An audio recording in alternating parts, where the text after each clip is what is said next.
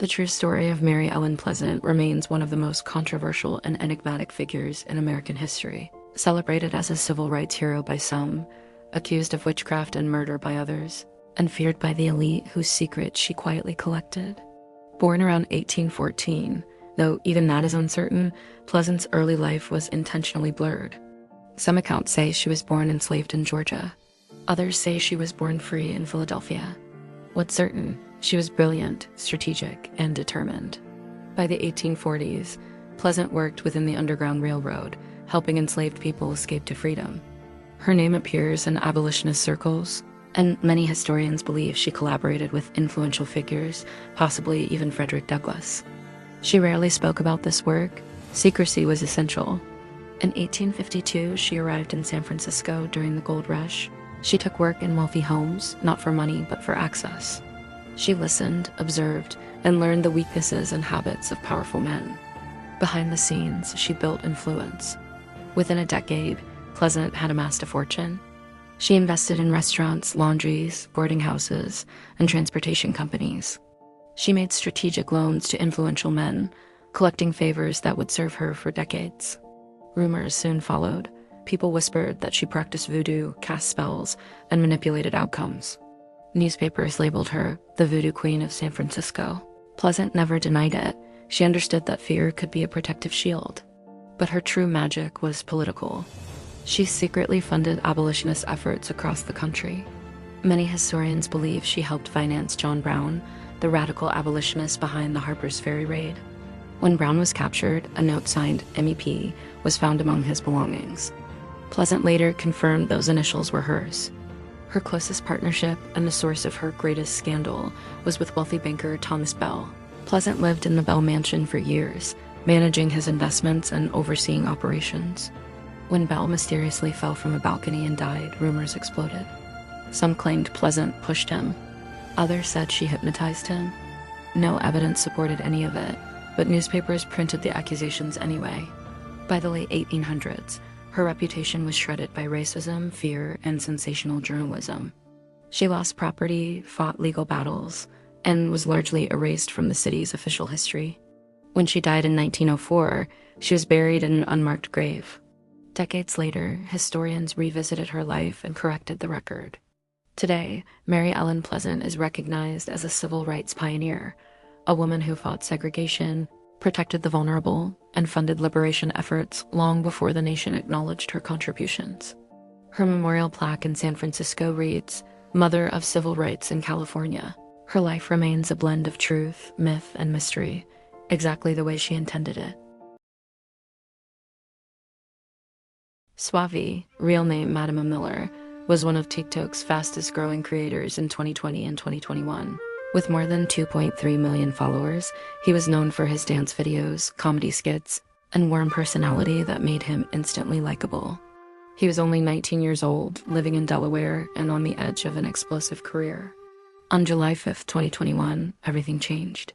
That morning, Swavi left home to meet friends. A small group had gathered at an apartment complex in Wilmington, Delaware, a place they had met before.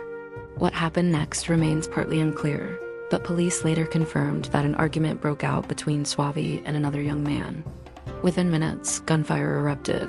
Swavi was shot and critically wounded. When police arrived, he was rushed to the hospital in extremely grave condition. He died shortly after. The news broke online before some family members even knew. Fans initially thought it was a hoax, but his closest friend, Damari Makula, confirmed the tragedy in a heartbroken Instagram video. TikTok was flooded with tributes from creators who had collaborated with Swavi or simply admired him from afar. Investigators quickly identified a suspect, 16-year-old Zion Brown, who claimed the shooting was in self-defense.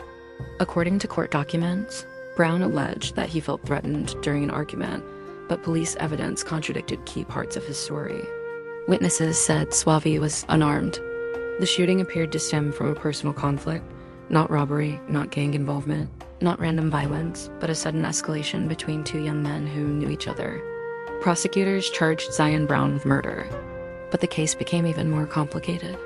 Brown's attorneys argued that he was defending himself and panicked. Swavi's family insisted otherwise, saying he was ambushed and had no chance to defend himself. Conflicting witness accounts slowed the case, and pandemic-era court delays pushed hearings out for months. Despite millions of online supporters demanding justice, the full truth of what led to the confrontation has never been completely agreed upon. What is certain is this: Suave was unarmed. The suspect fired the fatal shot. The argument was sudden and personal. A promising young creator lost his life long before his time. Suave's family continues to honor him through charity events and local youth programs. His TikTok account remains online, frozen in time, filled with videos of a smiling teenager who had no idea millions would one day see his final uploads as a memorial. His death is a tragic reminder of how quickly fame, friendship, jealousy, and conflict can collide, both online and offline, with devastating consequences. Tanya Pardazzi was not the typical TikTok creator. At 21 years old, she blended beauty, intellect, and curiosity in a way that made her stand out.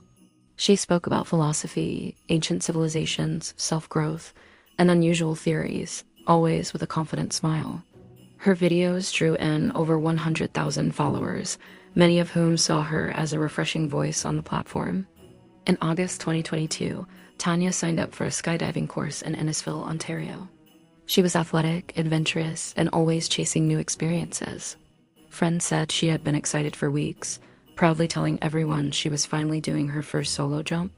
On August 27th, she boarded the plane with the group. It was a clear afternoon. Perfect weather, nothing unusual. At 4,000 feet, Tanya jumped. As she fell, everything appeared normal, until the moment she pulled her parachute. According to the official report, Tanya opened her main parachute too late, far lower than the recommended altitude, giving it almost no time to deploy correctly. The chute spun and only partially opened. Witnesses on the ground saw her struggling to stabilize.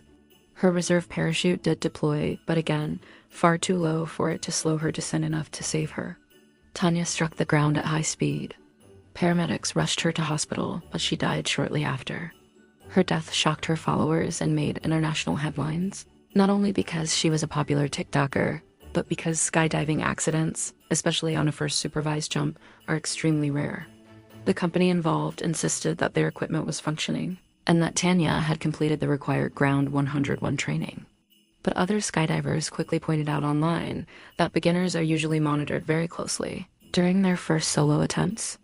Questions emerged. Why wasn't her altitude better supervised? Why was her parachute pull so delayed? Was she given enough practice or overwhelmed by the real fall? Should a first-timer have been allowed to jump solo so quickly? Her friends said Tanya wasn't reckless, just passionate about life, constantly seeking challenges. They described her death as a cosmic tragedy, a promising life cut short in a matter of seconds. Her TikTok page remains active, filled with videos where she laughs, contemplates the universe, and shares heartfelt messages with her followers. One of her last clips, posted a week before the jump, talked about overcoming fears and pushing past limits. Thousands of comments now sit beneath it, turning her once playful feed into a memorial. Tanya Pardazzi's story is a reminder of how delicate the line is between adventure and danger, and how quickly a rising star's life can change in a single moment. On June 25, 2020, India woke up to the devastating news that 16-year-old TikTok star Sia Kakkar had been found dead in her New Delhi home. Sia was one of the country's fastest rising creators. Her dancing videos, bright smile, and relentless energy had earned her more than 1 million followers across TikTok, Instagram, and YouTube. Just hours before her death, Sia had posted new content. She was active online, replying to comments, and even confirmed upcoming collaborations with her talent manager. Nothing in her behavior hinted that anything was wrong. That same evening, Sia was home with her family in the Preet Vihar district of Delhi. According to investigators, she received a phone call that seemed to upset her. Shortly afterward, she went to her room and locked the door. When she didn't return for dinner, her family became concerned. They knocked repeatedly there. There was no answer. Eventually, they forced the door open and found her unresponsive. Her manager, Arjun Saran, revealed that he had spoken with her the night before, and she seemed perfectly fine. excited about new projects. He insisted there were no professional issues, no public harassment, and no signs of emotional distress in their recent conversations. Police seized her phone and analyzed her messages, call logs, and social media activity. They confirmed she had been receiving some online harassment, common among young creators, but none that appeared severe enough to indicate immediate danger. They did not release the name or details of the person who called her shortly before her death. Questions quickly surfaced. What was said in that final phone call? Did someone threaten or pressure her? Why did she seem fine hours earlier? Was she hiding pain that no one recognized? Online rumors exploded, but her family, devastated in private, asked the public not to speculate. They confirmed she had been struggling silently, but they never revealed the full extent. Police ultimately concluded there was no evidence of foul play, but the lack of answers only deepened the tragedy. Fans worldwide were shaken. How could a girl who smiled for millions be suffering so quietly behind the scenes? Sia's story became a painful symbol of social media pressure. At 16, she was adored, talented, and successful, yet still vulnerable to the weight that comes with always being watched. Always performing, always expected to be perfect. Her final video remained online for days, her laughing, dancing, full of life, making it even harder to believe she was gone. A young star lost, a family shattered, and 1 million followers left asking the same question. What really happened in those last hours of Sia Kacker's life? To this day, no one truly knows. On July 14th, 2019, 17-year-old Bianca Devins, a rising TikTok and Instagram creator from Utica, New York, attended a small concert with a man she thought was a friend, 21-year-old Brandon Clark. Bianca was known online for her pastel goth style, soft voice, and artistic self-portrait videos. She had a growing following and a supportive fan base, but behind the scenes, Clark had become increasingly fixated on her. He misinterpreted their conversations, convinced himself they were in a deeper relationship, and grew jealous when she spoke to other people. Bianca, still a teenager, saw him as a friend, nothing more. That night, the two drove to a concert in Queens. Witnesses later said Bianca seemed relaxed and happy. She was excited about new college plans and online projects. But Clark grew agitated when Bianca spoke to another young man at the event. Hours later, on the drive back to Utica, the situation exploded. Clark confronted her about the other man. Bianca told him she wasn't interested in him romantically, a simple truth, but one he refused to accept. The confrontation escalated, and along a quiet dead-end road in Utica, Brandon Clark attacked her. Bianca's life ended in the backseat of his car. What happened next horrified the entire world. Instead of calling for help, Clark took photos of Bianca and posted them on social media, including Discord, Instagram, and group chats where Bianca had interacted with fans. Some people initially thought the images were fake. Others tried desperately to report them before they spread. But it was too late. The photos went viral within minutes, exposing Bianca's family, friends, and thousands of strangers to the horrific aftermath. Her family woke up to messages no parent should ever see, begging them not to check her accounts, but they saw them anyway. Police found Clark near the crime scene after he attempted to harm himself. He was taken into custody and later confessed. In 2021, he was sentenced to 25 years to life in prison. In the aftermath, Bianca's family fought to have the images removed from the internet, but copies kept resurfacing. They became symbols of digital cruelty circulated by strangers without empathy. The case sparked international outrage and led to the creation of *** Bianca's Law, aimed at holding social media companies accountable for violent content. But beyond the headlines and legal battles, Bianca Devins was a real teenager. She loved makeup and art. She struggled with mental health but was improving. She was preparing for college. She had a loving family who adored her. Bianca's mother said, **, she was more than what happened to her. She was a promise, a light, a dream. Her story became a warning. Online fame brings admiration, but also obsession. Parasocial friendships can turn dangerous. and a single moment of someone else's jealousy can destroy multiple lives. Ali Ablaban was a rising TikTok star known online as Jinkid. His Scarface and Joker impressions had earned him millions of followers, brand deals, and a fast-growing fan base. To the internet, he was funny, charismatic, and harmless. Behind the scenes, his marriage was falling apart. Ali had married Aina Abulaban years earlier, and together they had a young daughter. Friends later said the relationship was turbulent, marked by jealousy, control, and repeated arguments. Aina eventually decided she had had enough. In 2021, Aina moved out of the couple's San Diego apartment, taking their daughter with her. She was seeking independence and safety. Ali, however, refused to accept the separation. He became obsessed with her movements. On October 21st, 2021, Ali installed a tracking app on Aina's phone without her knowledge. That day, the app showed Aina inside the apartment, along with another man, Rayburn Barron, a family friend who was offering her support. Ali drove to the apartment complex, armed with a gun.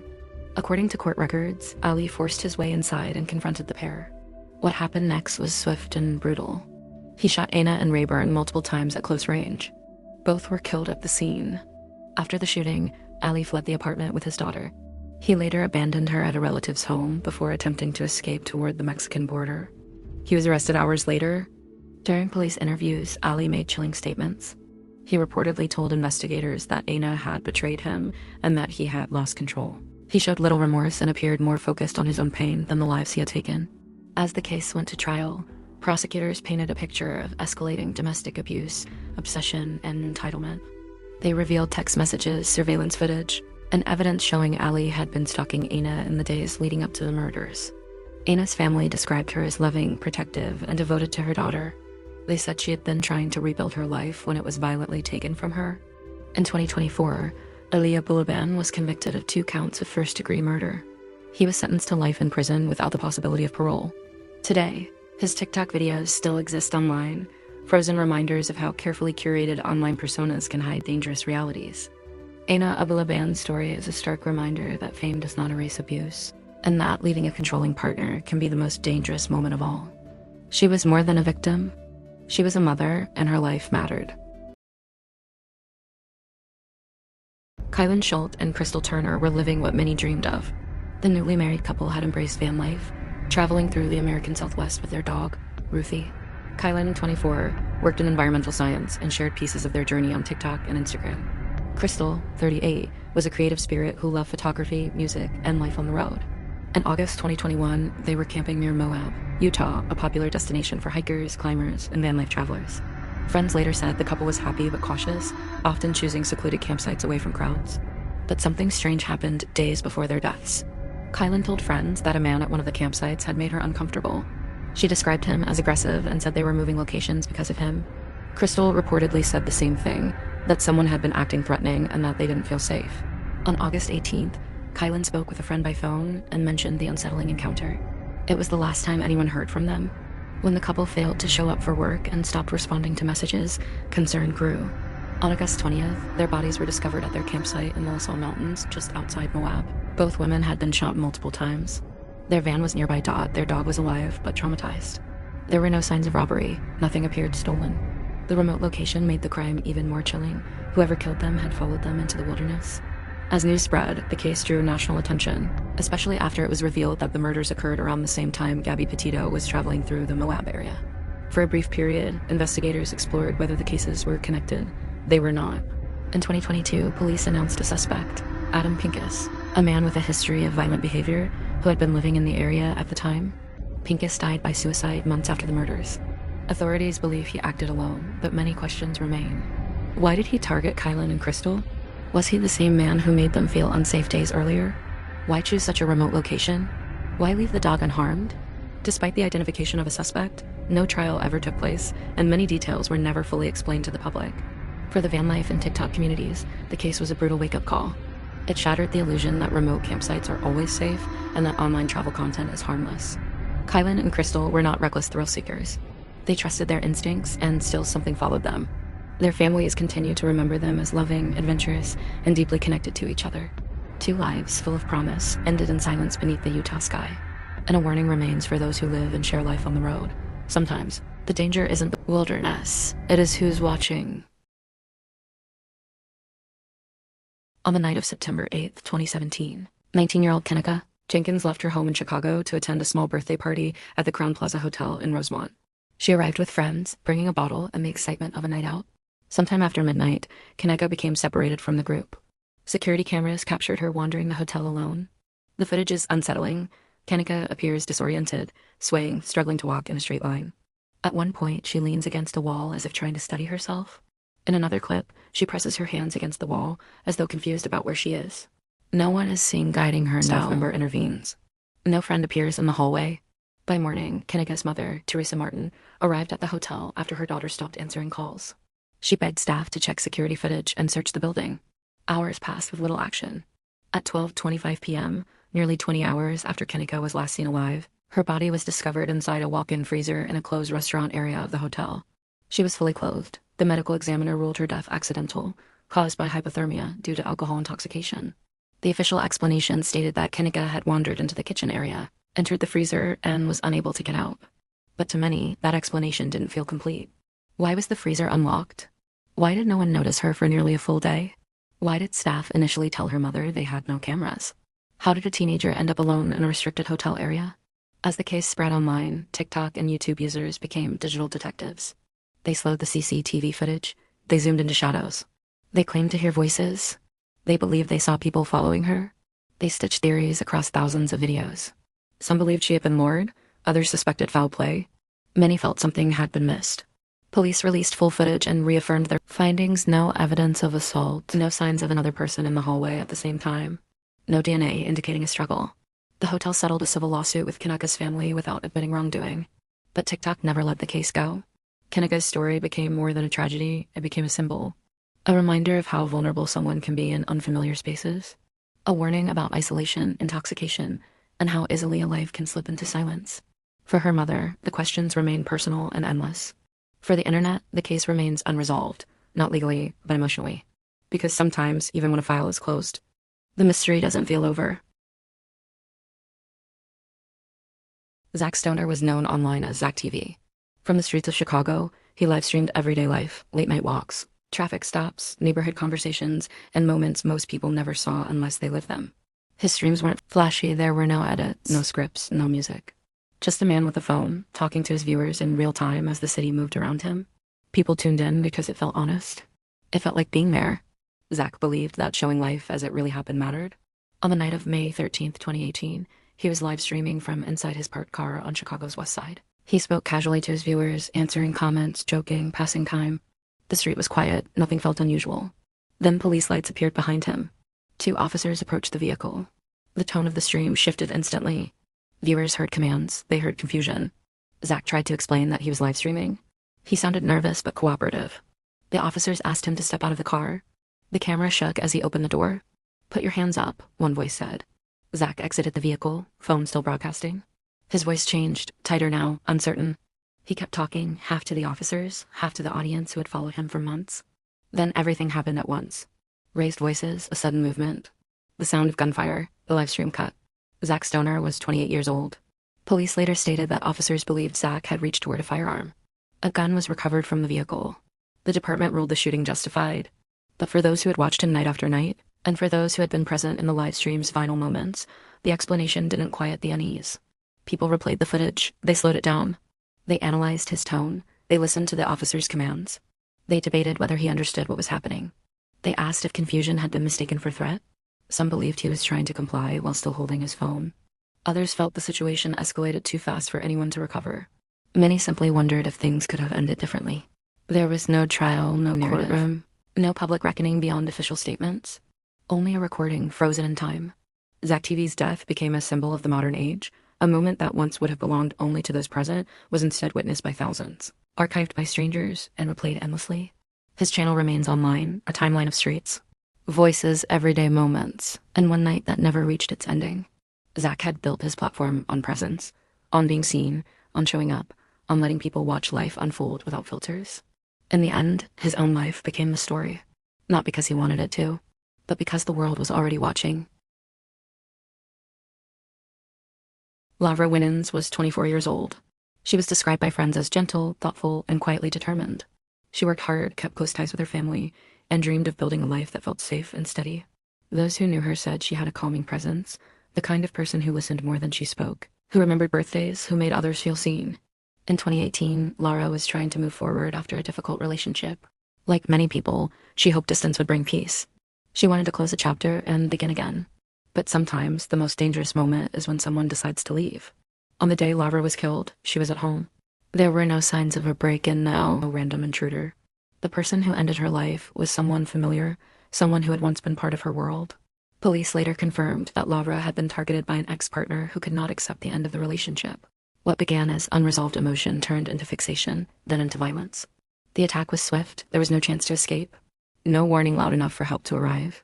By the time authorities reached her, Lara was gone. Her community was stunned. Friends struggled to reconcile the quiet woman they loved with the brutal reality of her death. Her family spoke about her kindness, her dreams, and the life she never had the chance to live. The person responsible was arrested and charged. The case moved through the courts, bringing with it painful details that no family should have to hear. But no sentence could return what was taken. Lara's story is one that repeats far too often. It is not about strangers in dark alleys. It is not about chance encounters. It is about familiarity, about control, about what can happen when someone believes they are owed another person's life. Today, Lara is remembered through photographs, stories, and the love she left behind. Her name is spoken in conversations about safety, about leaving, about listening when someone says they're afraid. She was more than a headline. She was a daughter, a friend, a future that never had time to arrive. And her story remains a quiet warning that danger does not always come from the unknown. Sometimes it already knows your name. Andrew Gosden was a quiet, intelligent teenager. He loved music, video games, and school. Teachers described him as gifted. At home in Doncaster, England, he was dependable, the kind of child who walked to school every day without issue. On the morning of September 14th, 2007, Andrew did something no one expected. He put on his school uniform, waited until his family left, then returned home. He changed into casual clothes, packed nothing but his wallet and keys, and walked to the bank. There, he withdrew nearly all the money from his savings, around £200. He went to the train station and bought a one-way ticket to London. At 11:25 a.m., CCTV captured Andrew exiting King's Cross Station. He wore a black slipknot t-shirt, jeans, and carried a small shoulder bag. He walked calmly into the crowd. That image is the last confirmed sighting of Andrew Gosden. He never contacted his family. He never used his bank account again. He never logged into online accounts. No phone records, no emails, no trace. His parents were devastated. They searched relentlessly. Posters filled stations. Appeals ran on national television. For years, they refused to accept that Andrew had simply run away, because everything about his life suggested he had no reason to. Andrew had left behind his passport. He hadn't taken spare clothes. He didn't pack a charger. He left behind £100 in his room. It didn't look like planning. Over time, theories grew. Some believed he went to London for a concert. Others thought he intended to meet someone he'd spoken to secretly. Some feared he encountered someone dangerous soon after arriving. In 2021, police arrested 2 men in connection with Andrew's case on suspicion of kidnapping and human trafficking. Devices were seized. Hope flickered. But months later, both men were released without charge. Once again, the trail went cold. Andrew would be 31 years old today. His family still believes he is alive, that he may not even know he is being searched for. They continue to speak his name, to keep his story visible, to remind the world that a boy walked into London and never came home. And somewhere in a city of millions, a mystery still walks among the crowd. Julie Williams was 24 years old, thoughtful, adventurous, and deeply in love with the outdoors. She worked with children, dreamed of a quiet life surrounded by nature, and found peace on hiking trails.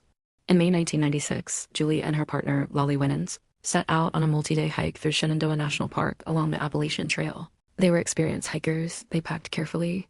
They told friends where they were going. They never came home. When the women failed to meet family members at the end of their trip, concern grew. Rangers began searching the trail. On May 31st, 1996, a group of hikers discovered a campsite near the trail. There, beneath a tarp, lay the bodies of Julie Williams and Lolly Winans. Both women had been bound, gagged, and had their throats cut.